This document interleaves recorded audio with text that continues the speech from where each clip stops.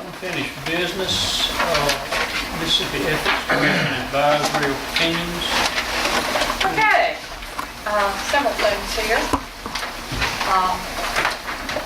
And I'll just go ahead and read what I have. The only response that I've had is opinion. Yeah, I'll just send it to you, yeah. Is this a motion, Ms. Anderson? No, I'm just reading a response to the ethics. The only response I've received is that the Ethics Commission does have the request to answer an ethics question regarding whether I can vote on this opinion, on this issue of school board. That's the only letter that I sent to the Ethics Commission. At the last meeting, Mr. Karuba made a statement regarding the possible conflict of my employment with the Drug Task Force. The Gulf Coast Substance Abuse Task Force does have a donated office in this building, along with Harrison County Truancy Officer Bobby Johnson. The task force is recognized by IRS as a 501c3 nonprofit and is registered with the Secretary of State.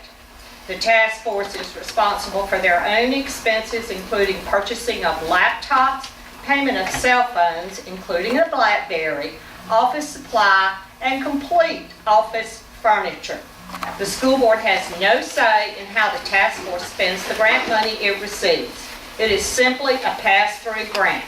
The school board cannot raise or lower my salary, nor can they hire or fire me. The task force has its own board of 18 community leaders. There is no relation with the school board other than the donated office space. In return for this space, through a memorandum of understanding, the school district is the benefactor of special drug prevention programs, sponsorship of many school-related events, drug education training for all teachers, including staff development for Too Good for Drugs, parent training workshops, a safe after-prom party for all students who wish to attend, youth leadership programs. In addition, a licensed professional counselor at Long Beach Middle School is provided 2 days a week, and this counselor also provides, with task force approval, free private counseling for students and families within the city of Long Beach. In addition to this, the task force contributes to local church funds $2,000 per Interfaith Youth Night event, including an upcoming event that's being hosted and planned by Mr. Karuba and Mr. Parker's son. Many individuals in this room and on this board have used the services of the task force. If these individuals will recuse themselves from this vote, then I may consider doing so. That being said, I have not received an ethics opinion on my daughter's employment and my ability to vote on the appointment. If this board wishes to make the appointment tonight, I will recuse myself tonight based only on the fact that I do not have an opinion on this matter. It is your pleasure to make the appointment tonight if you so wish to do so. I have no problem recusing myself. All right, thank you for that. And also, let's do this first. Or is the board going to take up? First, I just... Please do. Yes, please do. On the matter of appointment to the school board, which is the next item coming up on the agenda, I have a letter that I provided to each one of the board members and the mayor from Mr. Ronald Grove, requesting that his name be removed for consideration to the appointment of the school board. So I think we probably need to make that a matter of the record, Mayor, because he's in previous... He's already previously been Right, appointed for it. that his resume was considered. Right. All right, we have a motion. Second. All in favor? Okay, opposed, motion carries.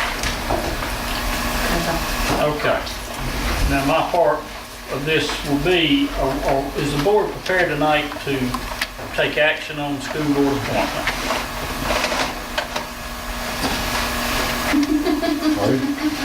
Yeah, sure. Tell me, I'm confusing myself too now. Are y'all gonna take action? I think that we need to take it. Yeah, I think we need to get, All right. I think we need to get the, Leonard, you take over till you get through with this action, y'all holler at me. Well, wait a minute, hold on. If they leave, that only leaves 3 of us. If Leonard is mayor, you know. But Leonard, according to the Ethics Commission, he can vote if it means that he We're makes a gonna have a quorum. conflict. Nope. Are we together or not? The way I read it is you need a quorum outside of the meeting, but I could be wrong. So, I don't know. Wait, hold on. Leonard, no. The issue about whether or not, and I don't think it applies to Leonard, I think it applied to other members, about whether they could vote to make a quorum. There's an ethics commission opinion out there that I've got a copy of, I'm pretty sure. I don't think I brought, but it says that a member can vote if his recusal busts a quorum, and there's no way you can do it in certain circumstances, okay? That's got nothing to do with whether or not the mayor can vote. The mayor can't vote. He can only break it if it's a tie. He can only break it if it's a tie. If Then we Leonard need one of says- those aldermen back.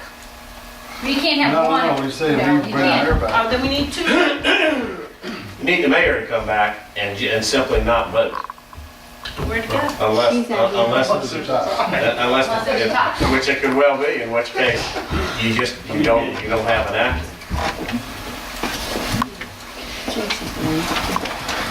Where's the mayor? So let me ask you this, if the mayor comes back and we vote and there's a tie, Can the mayor vote? is the vote then disqualified? I mean, do we disqualify the vote? Because he's not going to vote. He's not gonna vote. I don't think he's gonna break the tie, but I think the mayor, there's an ethics commission opinion that says you can't waive, you can't walk away from an actual violation of law, okay?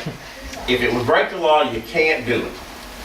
But there are these other situations, remember we talked about it, that while it's not a violation of law, somebody in this audience might say, this looks bad, you shouldn't be voting because it creates the appearance of an impropriety. You understand the difference? There's nothing wrong, but it just doesn't look good. The Ethics Commission has said in that latter instance, where there's nothing wrong, but somebody out here might think it doesn't look good. In that situation, if a member has to vote to obtain a quorum, they can do it without violating the law. Okay, that's not the same as having someone sit in the mayor's chair. That's not, you just can't do that. That's not about a quorum. If in a situation that we have now, my advice would be for the mayor to come back and preside, but not to vote. You don't have to do anything, but just be here so that Leonard can vote. Because if you leave, there's only 3 members and there's not enough to vote. So that would already, I'm not gonna be influencing anybody by being in the room like it also says, you know? Yeah, just don't Okay, I won't pinch look at anybody. Don't grump one way or another. Just look at her. May I say, do I hear a motion? Yes, you can do that. Now, if it's a tie vote, Mr. Mayor, because you want to recuse yourself, I would not break the tie. What you have then is just it's still here. We'll wait on Mark to be here. We'll make it on one. Exactly. All right. Okay. Well, do we have a motion to, for our school board appointment?